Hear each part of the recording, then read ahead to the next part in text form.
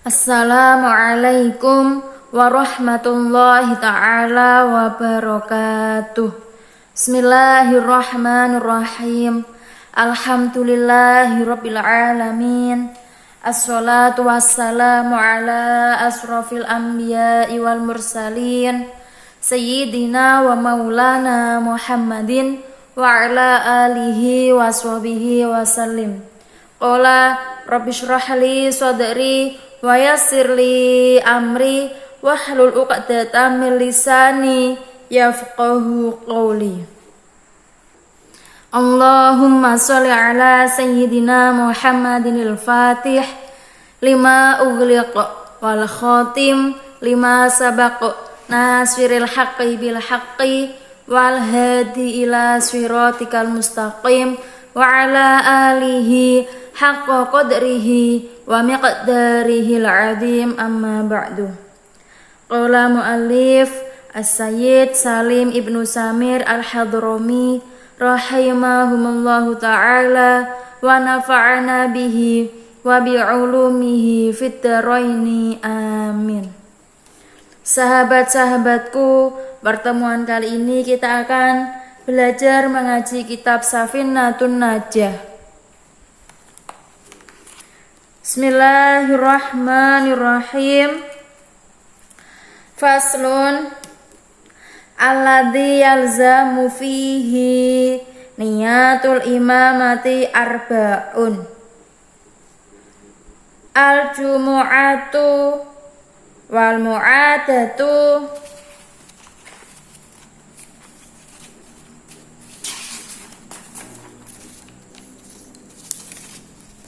wal mangduratu jama'atan wal mutaqaddimatu fil matori. Bismillahirrahmanirrahim. Alladzi yalzamu, yang mengharuskan, fihi, di dalamnya, niyatu, paniat, imamati, imamah, arbaun, ialah 4. Al-jumu'atu, sholat jum'ah, wal mu'adatu, sholat mu'adah, wal mangduratu, dan bernadar, jama'atan, kepada berjamaah, wal mutaqaddimatu, dan mendahulukan, fil matori, dalam keadaan hujan. Maksud dari fasal ini menjelaskan tentang sholat-sholat yang diwajibkan berniat jamaah.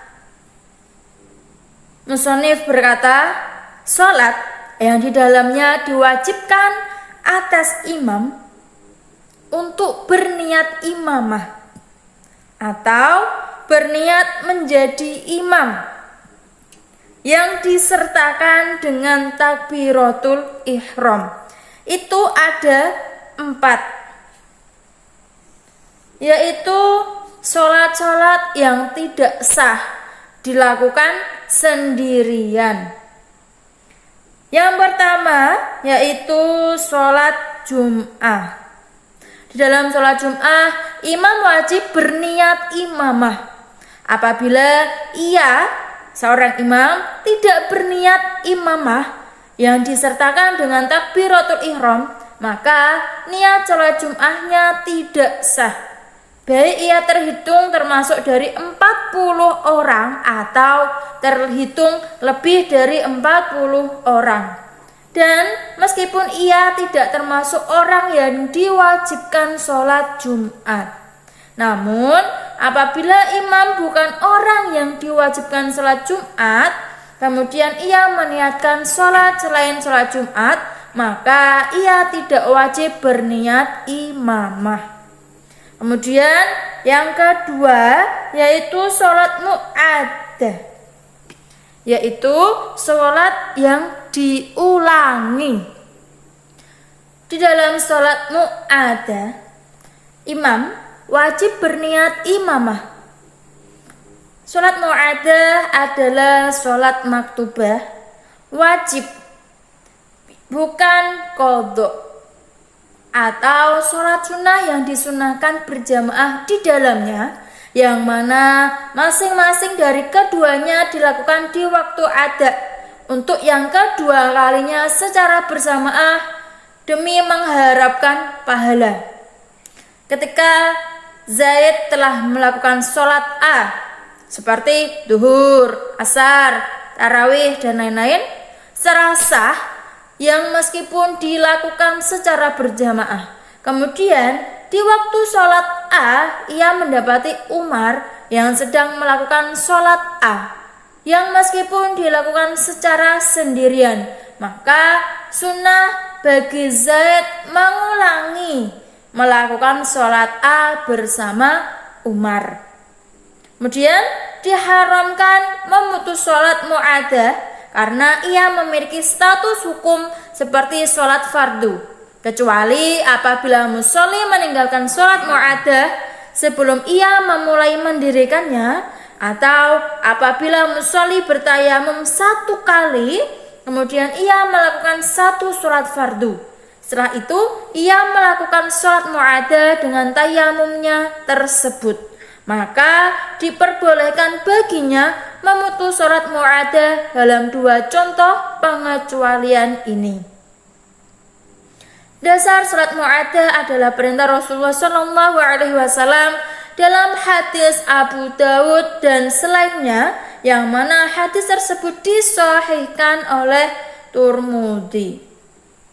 Yang mana hadis tersebut berbunyi, ketika kalian berdua telah mendirikan sholat di tengah-tengah perjalanan, kemudian kalian mendatangi masjid yang di dalamnya terdapat orang-orang yang sholat berjamaah, maka ulangilah mendirikan sholat bersama mereka, karena sholat yang kedua itu adalah sholat sunnah bagi kalian.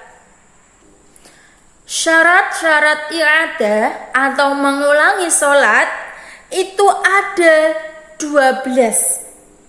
Yang pertama, sholat yang pertama adalah sholat maktubah atau wajib yang ada, bukan qadha, atau sholat sunnah yang disunahkan dilakukan secara berjamaah meskipun yang dinadari, semisal sholat Idul Adha atau Idul Fitri yang dinadari, kecuali sholat witir di bulan Ramadan, maka menurut pendapat muktamad tidak boleh diulangi karena berdasarkan hadis yang berbunyi tidak ada 2 sholat witir dalam satu malam. Kemudian nomor 2, sholat yang pertama adalah sholat yang telah dilakukan secara sah meskipun masih harus diqadha. Semisal sholatnya mutayamim karena cuaca dingin, atau sholatnya mutayamim di tempat yang kemungkinan besar masih didapati air, dikecualikan yaitu sholatnya faqid tuhuraini. Karena meskipun sholatnya dihukumi sah, tapi tidak boleh diulangi karena sholatnya tersebut tidak bisa dialihkan ke sholat sunnah. Berbeda apabila sholat yang pertama dihukumi tidak sah, maka hukum mengulanginya adalah wajib. Nomor 3, sholat pertama hanya dilakukan satu kali saja sebagaimana menurut pendapat muktamad. Muzanni mengatakan bahwa sholat pertama bisa diulangi sebanyak 25 kali. Ia pernah mengulangi sholatnya sebanyak 25 kali. Syekh Abu Hasan Al-Bakri mengatakan bahwa sholat pertama boleh diulangi sebanyak berapapun selama waktu sholat belum habis.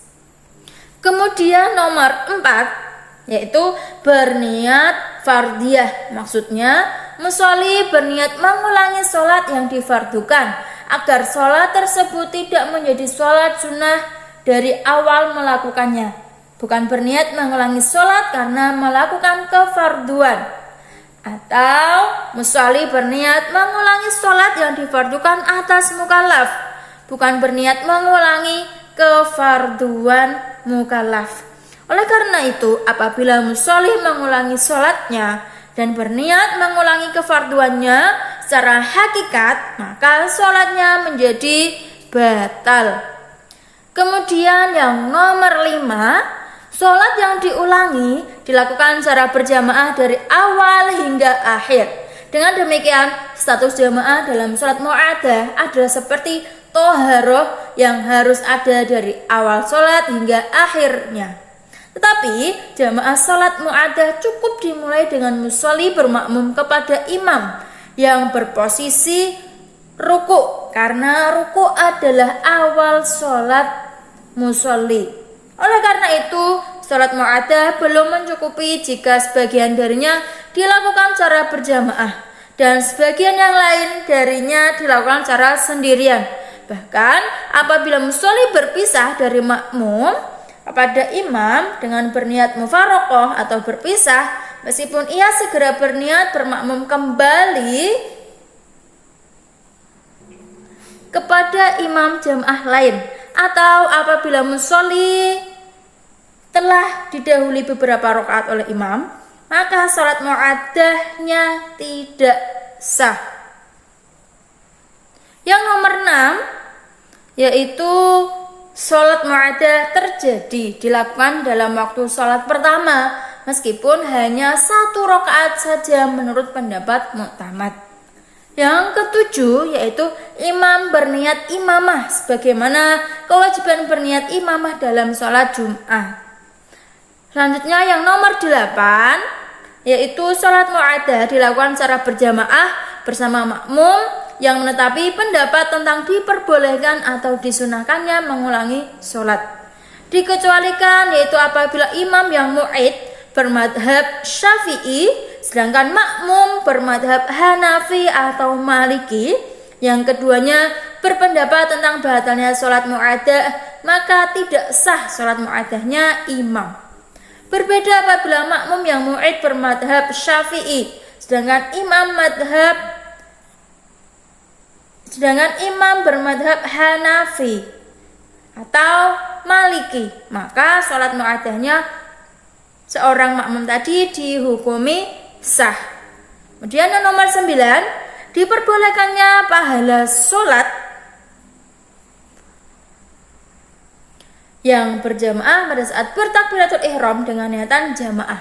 Artinya fadilah jamaah diperoleh dari awal sholat. Oleh karena itu, apabila mu'id menyendiri dengan tidak berada di barisan shaf jamaah, padahal memungkinkannya baginya untuk masuk ke barisan shaf tersebut, maka sholat mu'adahnya tidak sah karena kemakruhan menyendiri yang menyebabkan hilangnya fadilah jamaah. Begitu juga jamaah yang terdiri dari mu'id yang telanjang tidak sah melakukan sholat mu'adah karena keadaan mereka yang demikian itu tidak menghasilkan pahala atau fadilahnya jamaah, kecuali jika mereka adalah buta atau berada di tempat gelap. Yang nomor 10 adalah berdiri saat melakukan sholat mu'adah. Yang ke-11 yaitu melakukan sholat mu'adah bukan karena keluar dari perbedaan pendapat para ulama. Apabila sholat mu'adah dilakukan dengan tujuan tersebut, misal mu'id telah sholat pertama dengan mengusap sebagian kepala pada saat wudhu, atau ia sholat pertama di tempat pemandian, atau ia sholat pertama disertai badannya mengalirkan darah. Padahal sholat yang pertama dihukumi batal menurut Malik, yang kedua dihukumi batal menurut Ahmad Hambali, dan yang ketiga dihukumi batal menurut Abu Hanifah. Maka disunahkan mengulangi sholat pertama di keadaan-keadaan tersebut meskipun dilakukan secara sendirian, karena sholat mu'adah dalam keadaan-keadaan tersebut bukan sholat mu'adah yang dimaksud di sini, sehingga tidak disyaratkan harus dilakukan secara berjamaah. Kemudian yang nomor 12 yaitu sholat yang diulangi bukanlah sholat yang dilakukan pada saat keadaan genting, seperti takut saat peperangan. Karena menurut pendapat Auja disebutkan bahwa sholat dalam keadaan genting tidak dapat diulangi karena perkara-perkara yang membatalkan sholat yang terjadi saat melakukan sholat tersebut berdasarkan hajat sehingga tidak dapat diulangi. Kemudian yang ketiga adalah sholat manduroh jamaah. Dalam sholat manduroh jamaah yaitu sholat yang dinadari akan dilakukan secara berjamaah. Imam wajib berniat imamah yang disertakan dengan takbiratul ihram. Apabila ia tidak berniat imamah yang disertakan dengan takbiratul ihram dalam sholat manduroh jamaah, maka sholat tersebut dihukumi sah sebagai sholat yang dilakukan secara sendirian, tetapi disertai dosa. Kemudian yang keempat, yaitu sholat yang dijamak sebab hujan. Dalam sholat yang dijamak sebab hujan, yaitu dengan jamak takdim, imam wajib berniat imamah. Selain sebab hujan, imam juga wajib berniat imamah dalam sholat yang dijamak takdim sebab salju atau es. Apabila ia tidak berniat imamah yang disertakan dengan takbiratul ihram dalam sholat jamak takdim tersebut, maka sholatnya secara pasti dihukumi tidak sah. Rukhsah atau kemurahan menjamak takdim sholat di atas hanya berlaku bagi orang-orang yang hendak berjamaah yang jauh dari tempat jamaah, serta mereka akan basah kuyup di tengah jalan sebab hujan saat itu yang sedang terjadi. Berbeda dengan orang-orang yang hendak sholat sendiri-sendiri, maka mereka tidak diperbolehkan menjamak takdim sholat sebab hujan. Adapun orang yang dapat berjalan di bawah hujan dengan memakai misalnya payung, maka tidak diperbolehkan menjamak sholat karena tidak mungkin kalau ia akan basah kuyup. Begitu juga orang yang pintu rumahnya berdampingan dengan masjid, maka ia tidak diperbolehkan menjamak sholat hanya karena hujan. Akan tetapi imam rotib atau imam yang bertugas diperbolehkan menjamak sholat sebab hujan, karena mengikuti para makmum meskipun ia sendiri tidak akan basah kuyup sebab hujan tersebut. Berbeda dengan orang-orang yang tinggal di sekitar masjid, maka mereka tidak bisa disamakan dengan imam rotib. Artinya mereka tidak boleh menjamak sholat sebab hujan. Kesimpulannya adalah bahwa syarat-syarat menjamak sholat sebab hujan itu ada 7. Yang pertama yaitu hujan terus berlangsung saat bertakbiratul ihram di 2 sholat. Itu sholat pertama misal duhur dan kedua misal sholat asar, serta terus berlangsung selama waktu antara sholat pertama dan sholat kedua. Yang nomor 2, para musolli melakukan sholat secara berjamaah. Disyaratkan para makmum tidak lamban sholatnya dari takbiratul ihram imam. Tapi apabila setelah mereka bertakbiratul ihram, seusai takbiratul ihram imam, kemudian mereka masih mendapati waktu yang cukup untuk membaca Fatihah sebelum imam melakukan ruku, maka sholat mereka dihukumi sah. Jika mereka tidak mendapati waktu tersebut, maka sholat mereka dihukumi tidak sah, sebagaimana imam sebab tidak adanya kegiatan jamaah. Kemudian yang nomor 3 yaitu sholat dilakukan di musola atau tempat sholat yang menurut urf dianggap jauh dari rumah tinggal. Nomor 4, dimungkinkan akan basah kuyup di tengah jalan sebab hujan. Yang nomor 5 yaitu tertib dalam menjamak takdim. Artinya jika menjamak takdim duhur dan asar atau maghrib dan isya, maka melakukan duhur atau maghrib terlebih dahulu, kemudian baru asar atau isya. Yang keenam, berturut-turut atau mualah antara sholat pertama dan sholat kedua. Yang ketujuh yaitu berniat menjamak. Tidak diperbolehkan menjamak sholat sebab hujan dengan bentuk jamak takhir, karena terkadang hujan telah berhenti sebelum sholat itu dijamak sehingga akan menyebabkan mengeluarkan sholat dari waktunya tanpa adanya uzur yang mendasari.